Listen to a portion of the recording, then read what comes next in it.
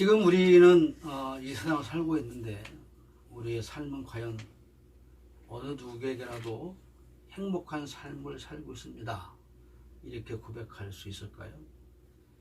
구원받은 하나님의 자녀로서 신나고 행복한 삶을 나는 살고 있다고 고백할 수 있을까요? 사탄과 싸워서 승리를 쟁취할 만큼 능력 있는 성도의 삶을 우리는 살고 있는지, 교회와 세상의 양다리를 걸치고 이것도 저것도 아닌 미지근한 삶을 살고 있지는 않는지, 세상에 가진 자들의 눈치를 보며 기죽어 살고 있지는 않는지 모르겠습니다. 오늘 혹시 우리가 은혜를 잊어버리고 자신감을 잃고 또한 희망을 잃고 별 의미 없는 무미 건조한 삶을 살고 계시길 바라지 않지만, 혹시라도 그렇다면 오늘 본문 말씀을 통해서 은혜를 회복하시기를 바랍니다. 하나님은 반드시 우리를 회복시켜 주실 것을 믿습니다. 또한 지금 위기에 처한 우리 대한민국도 회복시켜 주실 줄로 믿습니다. 힘없고 작은 국가로서 수천 년의 역사를 이어오는 동안 그 수많은 위기를 맞이하였음에도 불구하고 하나님은 그때마다 우리 나라를 지켜주시고 회복시켜 주셨기 때문에 이번에도 이 어려운 난관 속에서 하나님의 큰 뜻이 나타나고, 그래서 하나님이 영광 받으시고 모든 나라와 국가가 회복되어질 줄로 믿습니다. 오늘 본문에서 처음 생각해 보고자 하는 것은 절망 상태에 있는 모습입니다. 에스겔 선지자가 본 골짜기에는 심히 많은 뼈가 있었다. 즉 해골이 가득했다, 그런 말씀이죠.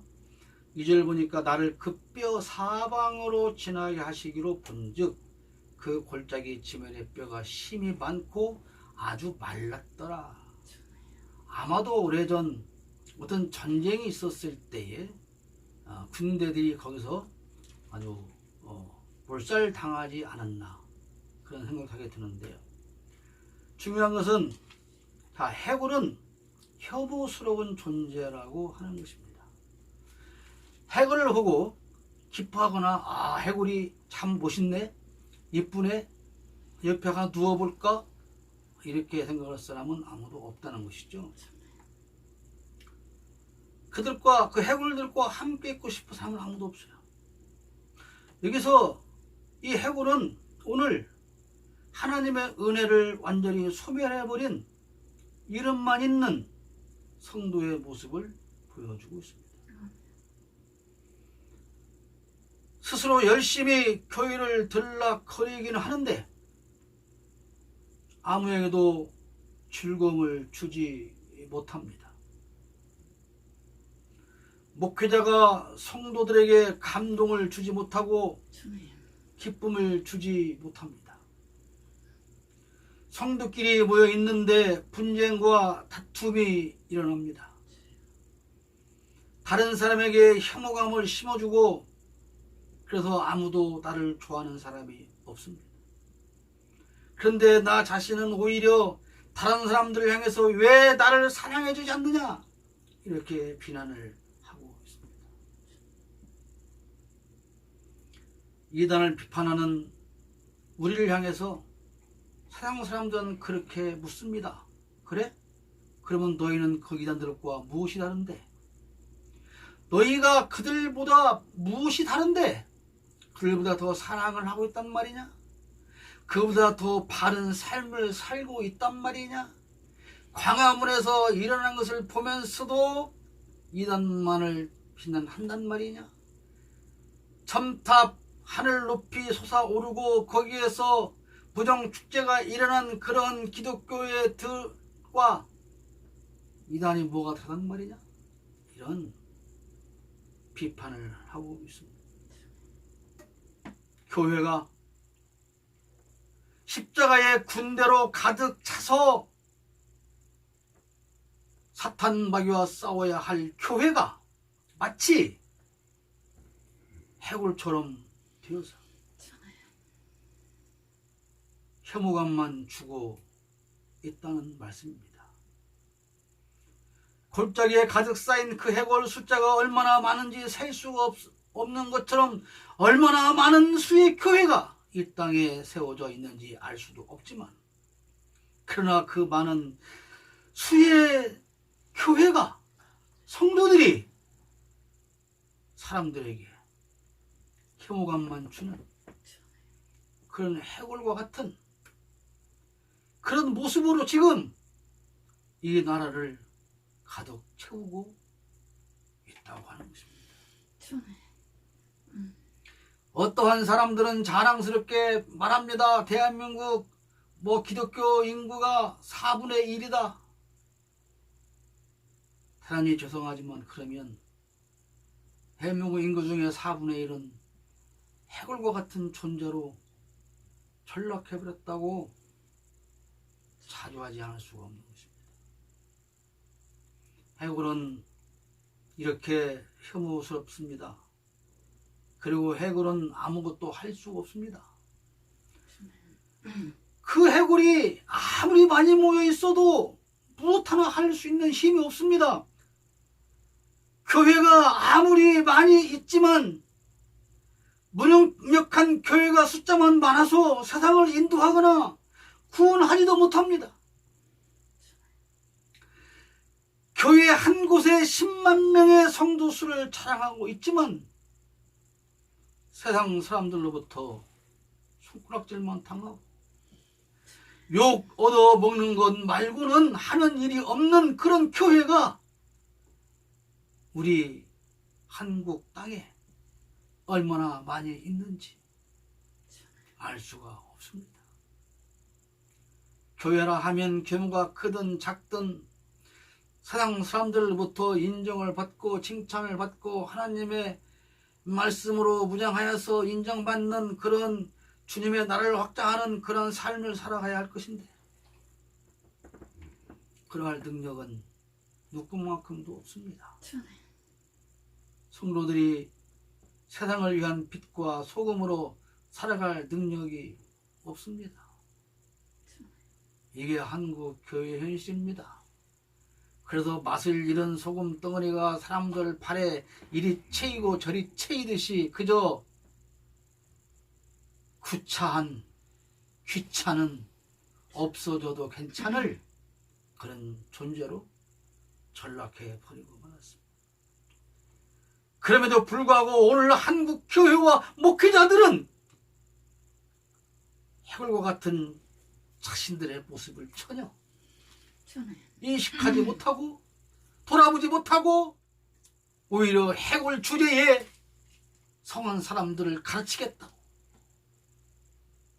나서고 있는 것 아니겠습니까? 하나님께서 맡겨주신 양들 목회자들이 보살피지 않습니다. 소외되고 어려운 성도들을 위로하지 않습니다. 그런 사이 이 내박쳐진 불쌍한 양들은 늑대의 무리에 잡혀가고 있습니다. 근데 목사들은 그들을 향해서 이단에 넘어간 믿음이 없는 자들이라고 비난하고 그냥 포기해버리고 맙니다. 가난한 노동자들이 바치는 헌금은 저들의 주머니를 채우고 종교 재벌을 만들어서 자식에게 대물림을 해주는 그러한 일에 온 일생을 다 쏟아 바치고 있습니다. 교회가 불법을 하기 위해서 더러운 정치권과 권력자들과 손을 잡고 하나님의 양들을 교회 밖으로 쫓아내고 있습니다. 과거에는 용맹을 떨치는 용사였을지라도 지금 그가 해골이라면 지금 현재는 아무것도 할 수가 없습니다. 한국 교회가 아무리 부흥되어졌고 우리에게 복을 받을 수 있도록 인도한 과거가 있다 할지라도, 나라를 위해서 싸우고 기도한 역사가 있다 할지라도 오늘 현재의 모습이 이 해골이라면 한국 교회는 아무것도 할 수 없는 것입니다. 해골에 희망이 있겠습니까? 소망이 있겠습니까? 골짜기에 버려진 해골이 무슨 희망이나 소망을 가질 수 없습니다. 즉 소망 없이 희망 없이 내일이 없이 살아가는 가련한 성도의 모습을 보여주고 있습니다. 희망이 없는 한국 교회의 모습을 보여주고 있습니다. 소망이 없는 사람은 믿음도 없습니다. 아니, 믿음이 없기 때문에 희망이 없고 소망이 없는 것입니다.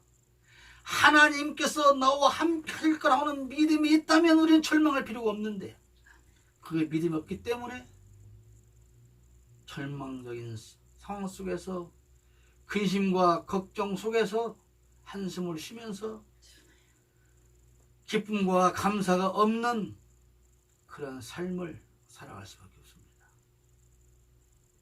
여러분, 소망을 갖고 계십니까?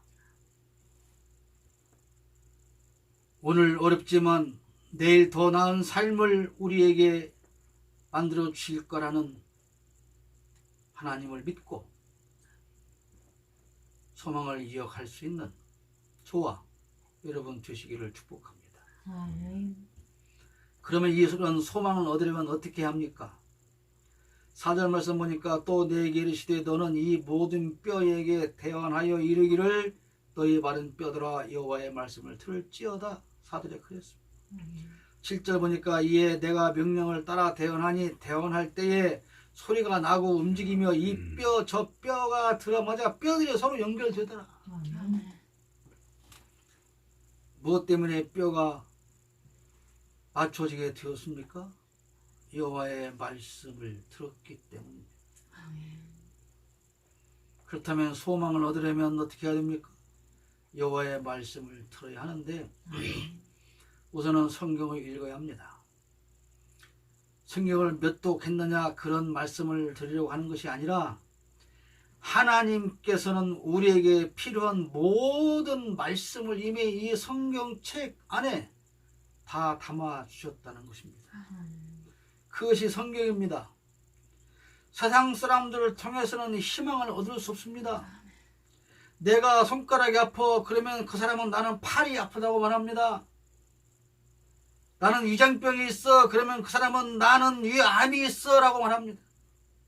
서로가 자신의 아픔만 이야기할 뿐 다른 사람에게 희망이나 소망을 주는 사람은 별로 없습니다.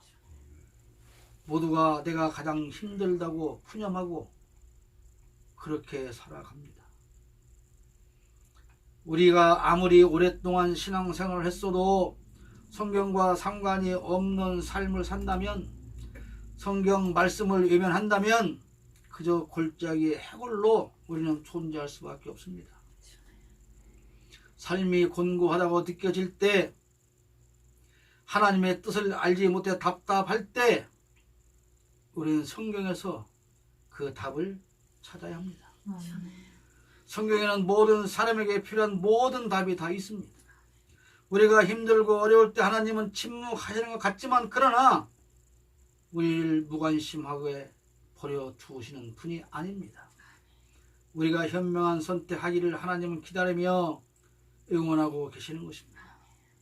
성경 말씀을 통해서 하나님의 음성을 듣고 소망을 얻는 그런 우리의 삶이 되어야 할 줄로 믿습니다. 하나님의 말씀을 듣는 두 번째 방법은 설교를 듣는 것입니다. 한 주간 살면서 우리가 세상에서 생긴 문제의 답을 주일 예배 설교를 통해서 들어야 합니다. 목사가 설교를 잘해야 듣지요 라고 말을 하겠지만 별로 잘 못하는 설교를 통해서도 분명히 하나님은 나에게 주시는 말씀이 있습니다. 우리 개인에게 필요한 모든 답을 하나님은 설교를 통해서 들려주십니다. 광야에 있을 때 하나님 이스라엘 백성들에게 문제가 있을 때 또는 그 광야에 있는 백성들에게 하나님께서 하실 말씀이 있을 때 하나님은 신에서 앞으로 백성들을 불러 모으셨습니다. 그것이 교회입니다.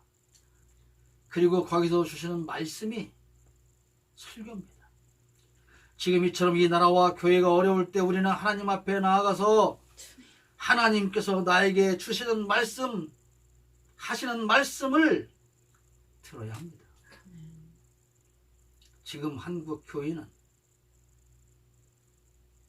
하나님의 말씀 앞에 서서 귀 기울여 듣고 회개하고 실천을 해야 합니다. 설교를 들으면서 저것은 어떤 사람이 들으면 참 좋겠다라는 어리석은 것은 의미가 없습니다. 설교는 성경 공부가 아닙니다. 하나님 아버지께서, 나의 아버지께서 오늘을 힘들게 이 세상을 살아가는 우리에게 들려주시는 위로의 말씀입니다. 격려의 말씀이에요. 곤고한 우리 영혼을 채워주시는 양식입니다. 그러므로 예배의 핵심은 하나님 아버지께서 주시는 말씀을 듣는 설교입니다. 아무리 은혜로운 찬송을 드려도, 은혜 넘치는 기도를 해도 설교를 통해서 듣는 것이 없다면 그 예배는 아무런 의미가 없는 것입니다. 오늘 젊은 사람들 위주로 그저 많이 모여서 찬양 위주로 그다 제사라는 이름도 붙이고 그 말씀 없는 그런 어떤 축제와 같은 그런 것으로 끝나는 것은 예배라고 할 수가 없습니다.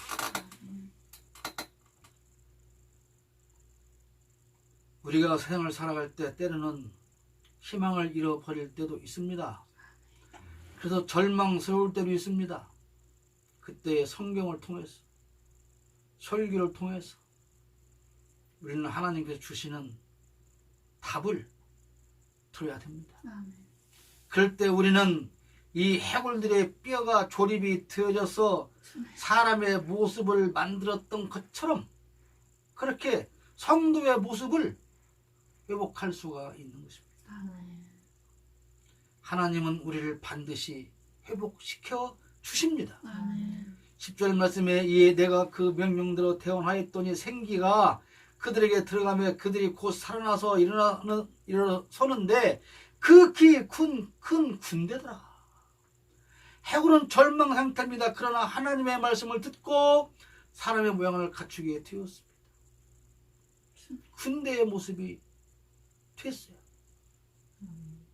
근데 8절 말씀 보니까 내가 또 보니 그 뼈에 힘줄이 생기고 살이 오르며 그 위에 가죽이 덮이나 그 속에 생기는 없더라 그랬어요. 모습은 군대의 모습을 갖추었습니다. 교회가 교회의 모습을 가지고 있습니다. 유형적으로. 성도가 유형적으로는 예배에 참석하고 신앙의 어떤 절차를 따라 사는 모습은 가지고 있습니다. 그런데 아직은 아무것도 할 수가 없습니다. 해골은 소망이 없으나 이제 사람의 모양을 갖추고 소망을 갖게 되었습니다. 그러나 사람의 모양을 갖추고 소망을 갖게 되었다고 해서 능력 있는 성도가 되었다는 말은 아닙니다.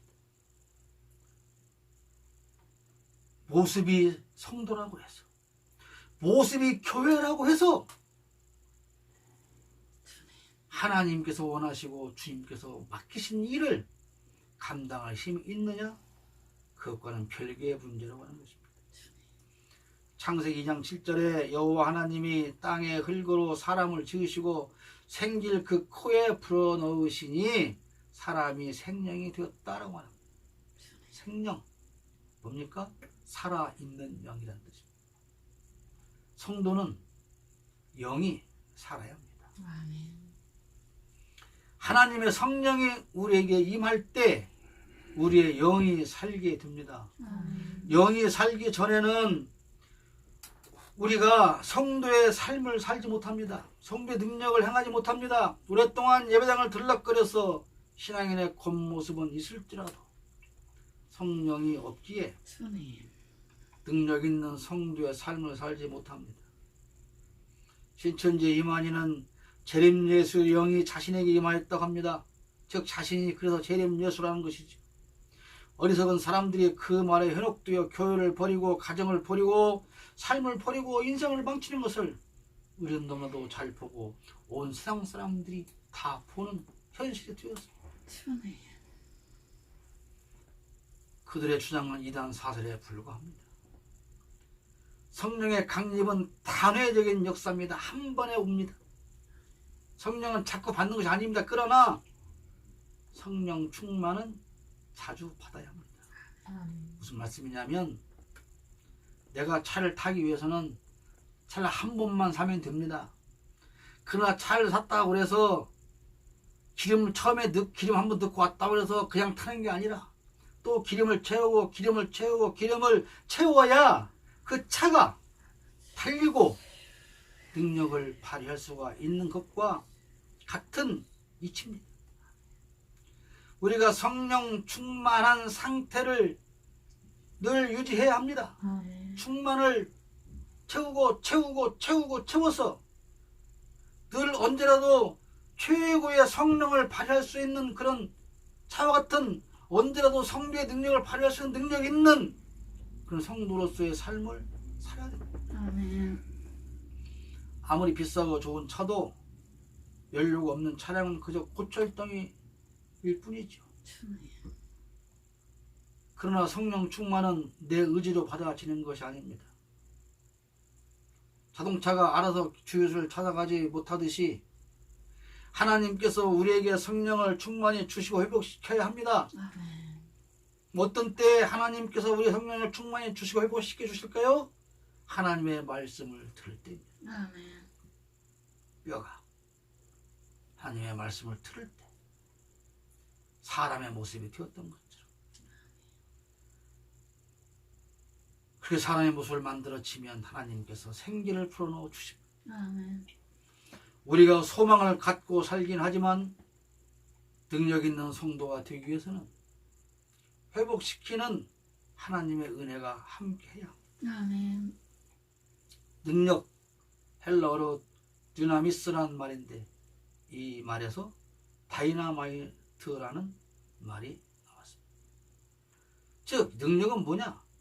다이나마이트 같이 강한 폭발력을 힘을 갖는 것이다. 그러므로 성도는 성령 충만을 받아서 다이너마이트가 폭발하는 것과 같은 그런 거대한 능력을 힘을 발휘해야 한다.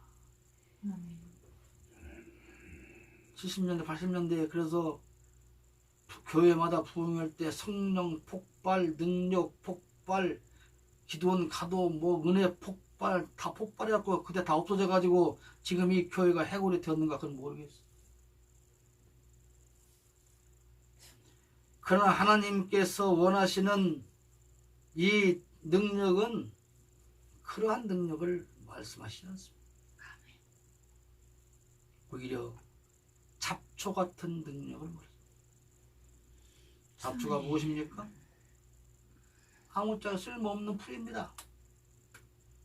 그런데 중요한 것은 그 잡초는 밟혀도 다시 일어난다는 것입니다.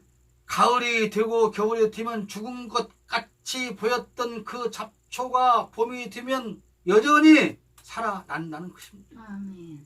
비바람이 불어도 허리를 숙였다가 다시 일어납니다. 이 잡초가 없다면 큰 산에 아무리 많은 나무가 자라고 있어도 산사태를 막아줄 수가 없습니다. 그 여리고 가느다란 잡초의 뿌리가 얽혀서 그 거대한 산에 토사를 붙들고 있는 것입니다. 그래서 사태를 방지하기 위해서 민둥산에 나무를 심고 또 심고 그 나무 밑에는 잡초가 자라게 되는 것입니다. 성도의 큰 능력은 이와 같이 아무리 밟혀도 또 밟혀도 다시 일어나고 쓰러져도 다시 일어나고 절망 중에서도 절대로 포기하지 않는 그러한 힘을 말합니다. 내가 날마다 일어나면 다짐합니다. 하나님, 오늘은 선한 삶을 살겠습니다. 오늘은 주의 뜻대로 살겠습니다. 주님의 사랑을 증거하겠습니다 하고 고개를 들고 다짐하지만 나오면 금세 또 우리는 넘어집니다. 그러나 나는 왜 그럴까? 포기하는 것이 아니라 하나님, 그래도 난 또 다시 각오하고 또 주님 나에게 필요한 힘을 주시옵소서, 내가 다시 실천하겠습니다. 또 일어나는 겁니다. 아멘. 그리고 또 밟히고 또 실패할지라도 또 결심하고 또 일어나고, 아멘. 언제 봐도 일어나고 언제 봐도 다시 일어나고. 그것이 성령 충만 받은 사람의 능력, 아멘. 다이나마이트와 같이 폭발하는 큰 힘을 가진 능력을 의미하는 것입니다. 죽은 자를 살리고 병든 자를 고치고 무슨 그런 능력을 말하는 것이 아닙니다. 지금 능력 있는 자가 와서 이 모든 코로나19 바이러스를 다 퇴치한다면 얼마나 좋겠습니까? 작년엔가요, 강원도 산불 냈더니 어느 야당 지도가 장모님은 가서 산불을 지도하니 불이 꺼졌다라고 신문까지 나는 걸 봤는데, 이런 능력을 말하는 것이 아닙니다. 성도들이 이런 능력을 원하기 때문에 신비주의와 이단 사설에 넘어가게 된 것입니다. 여러분, 우리 함께 성령 충만받고 능력 있는 성도가 되기를 기도해야 합니다. 아멘. 우리에게 필요한 능력, 어떤 능력일까요? 사랑의 능력이에요. 아멘. 마태복음 7장 7절에 구하라 그리하면 너에게 주신다 그랬어요. 아멘. 많은 목사들이 이 말씀을 가지고 너에게 필요한 것을 더라, 돈을 구하라, 재산을 구하라, 복을 구해라, 그러면 다 준다고 했지 않냐라 하지, 이거 잘못된 거 가르칩니다. 하나님, 나는 사랑하고 살고 싶은데 사랑할 능력이 없습니다. 나에게 사랑의 능력을 주십시오. 그렇게 너희가 구하면 하나님께서 너희에게 사랑의 능력을 안 주시겠냐? 나쁜 놈이 생선 달라고 하는 아들에게 뱀을 주지 않는 것처럼, 빵을 주는 것처럼 네가 사랑의 능력을 구하는데, 사랑하겠다고 하는데 하나님 아버지가 너희에게 사랑의 능력을 안 주겠냐? 제발. 이 말씀이에요. 주님. 이 땅의 것을 구하라 그런 말씀이 아니에요. 아멘. 사랑의 능력을 구하라는 것입니다. 아멘. 지금 이 나라가 심히 어렵습니다. 어디를 보아도 해골들만 가득합니다. 희망이 보이지 않습니다. 전국이 바이러스 공포에 휩싸여 있습니다. 사람은 해결할 수 없습니다.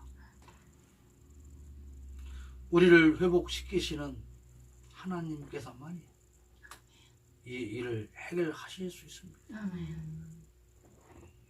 말은 뼈들이었지만 하나님의 말씀을 듣고 사람의 몸이 되었고 하나님의 생기로 큰 군대가 되었습니다. 은혜를 잊어버리면 우리는 영적으로 단지 해골에 불과합니다. 아멘. 그러나 하나님의 말씀을 들으면 소망을 얻게 됩니다. 아멘. 말씀을 들으십시오. 아멘. 성령 충만을 받고 회복되셔서 아멘. 능력 있는 성도의 삶을 살아가시기를 바랍니다. 아멘. 다시 한 번 더 확신하는 것은 하나님은 우리와 이 어려움에서 우리를 지키시고 아멘. 반드시 회복시켜 주실 것입니다. 아멘. 하나님께서 예비하신 많은 사람들을 동원하셔서 아멘. 반드시 해결하고 회복 주실 것을 믿습니다. 아멘.